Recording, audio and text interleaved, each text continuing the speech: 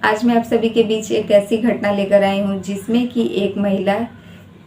उसकी एक ऐसी लत जिसकी वजह से उसकी पूरी ज़िंदगी ही बर्बाद हो जाती है। इस महिला ने अपने पति को छोड़कर बहुत सारे पराये मर्दों के साथ संबंध बनाया, जिसके वजह से नाराज़ होकर इसका पति और इसका देवर और इसके दोनों प्रेमी जो कि पहले के थे, ये चारों ने मिलकर इस महिला के साथ दरिंदगी जैसी हरकत की और उसके बाद इस महिला की हत्या कर इसे इस दुनिया से ही ख़त्म कर दिए। कहीं ना कहीं यह महिला जो थी अपने ही हवस के चलते अपनी ज़िंदगी बर्बाद कर लेती है।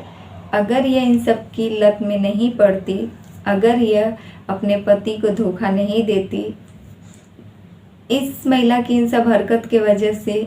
इसके पति की गांव में जो है काफ़ी ज़्यादा बदनामी भी हो गई थी और इसी गुस्से में आकर इस महिला का पति जो है इसे रास्ते से हटाने के लिए ठान लेता है और कहीं ना कहीं इस घटना को अंजाम देता है। Hello friends, welcome back to my YouTube channel Sangeeta Rinku ji में आप सभी का फिर से एक बार स्वागत है और आज मैं फिर से आप सभी के बीच एक नई और सच्ची घटना के साथ हाजिर हूँ। तो फ्रेंड्स, आज की कहानी शुरू करें उससे पहले अगर आप हमारे चैनल पर नए हैं तो प्लीज़ हमारे चैनल को सब्सक्राइब कर दीजिए और वीडियो पसंद आए तो लाइक कमेंट जरूर कीजिएगा। तो फ्रेंड्स, आज की कहानी शुरू होती है बिहार का एक जिला लगता है पीतिया और यहीं का एक गांव जिसमें कि एक कब्रिस्तान में से राह चलते हुए आदमियों को एक महिला मिलती है और इस महिला को देखने के बाद वह आदमी जो थे सब लोग घबरा जाते हैं। जैसे इस महिला को संदिग्ध अवस्था में वह लोग देखते हैं, उन लोगों को लगता है कि इसके साथ कुछ गलत किया गया है और इसलिए वह लोग जो है घबरा कर पुलिस वालों को कॉल करते हैं। जैसे ही मौके पर पुलिस आती है और वह उस महिला के डेड बॉडी को उठाकर पोस्टमार्टम के लिए हॉस्पिटल ले जाती है। तभी पोस्टमार्टम रिपोर्ट पुलिस के सामने आने के बाद पुलिस को यह पता चलता है कि इस महिला के साथ जो है कई आदमियों ने मिलकर इसके साथ गैंगरेप जैसी हरकत की है और उसके बाद इस महिला को टॉर्चर करके मारपीट करके इस महिला की हत्या कर दी गई है। इन सब के बाद से पुलिस यह जानने की कोशिश करती है आसपास गांव में कि आखिर यह महिला है कहाँ की और इसे यहाँ लाकर किसने फेंका, क्योंकि जिस प्रकार वह महिला उस कब्रिस्तान में पड़ी मिली थी, कोई ना कोई उस महिला को वहाँ पर फेंक कर ही आया था। पुलिस हर गांव से यह पता करने की कोशिश करती है कि किसी के घर से कोई महिला जो है लापता है, उसकी शिकायत थाने में दर्ज की गई हो या फिर कोई घर वाला जो है उसे ढूंढने की कोशिश कर रहा हो, लेकिन पुलिस को कहीं से कुछ भी नहीं पता चलता है। लेकिन कुछ दिनों के बाद पुलिस इस महिला के बारे में पता करते करते एक गांव में पहुंचती है, जहां की गांव वालों से बातचीत करने के बाद पता चलता है कि इसी गांव का एक व्यक्ति है जिसकी पत्नी, जिसकी उम्र 40 वर्ष के आसपास थी, वह पिछले 3 महीनों से लापता है और यह आदमी, इसके घर वाले उस महिला को कभी भी ढूंढने की कोशिश तक नहीं किए। तभी पुलिस उन गांव वालों के थ्रू उस घर पर पहुंचती है और उस व्यक्ति से बातचीत करती है।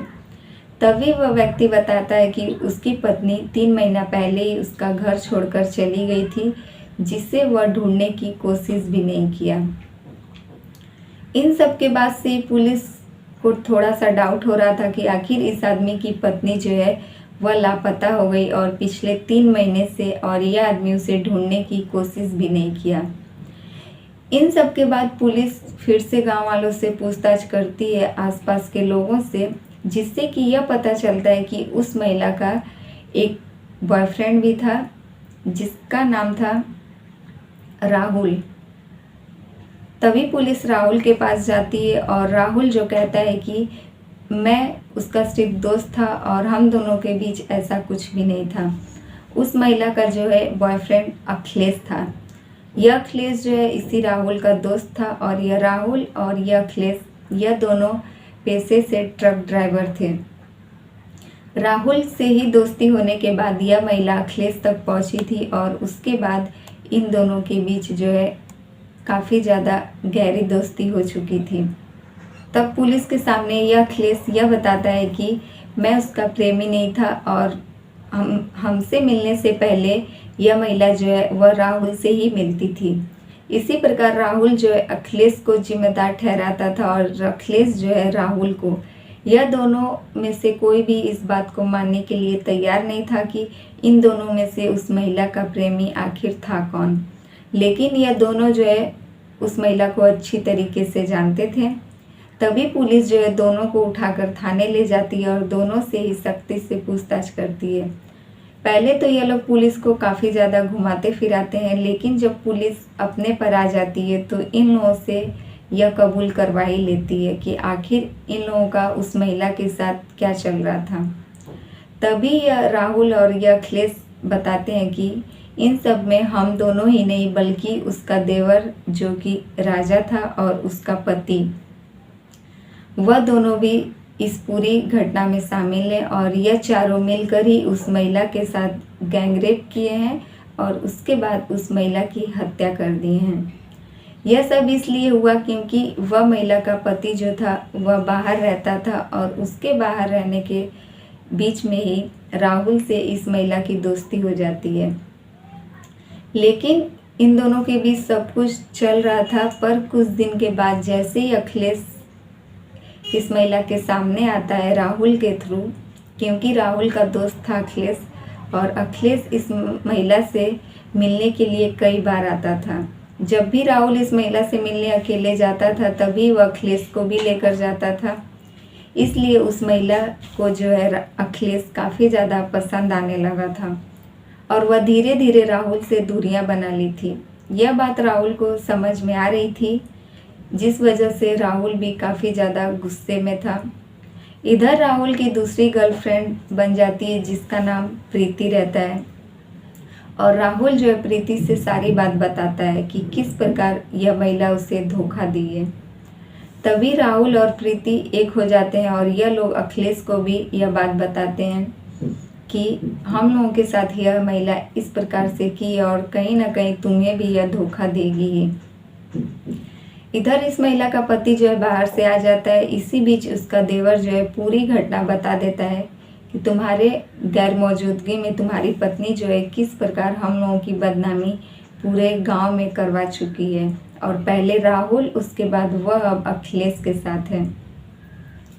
यह सब पूरी घटना की चर्चा जो है पूरे गांव वालों के बीच हो चुकी थी कि यह महिला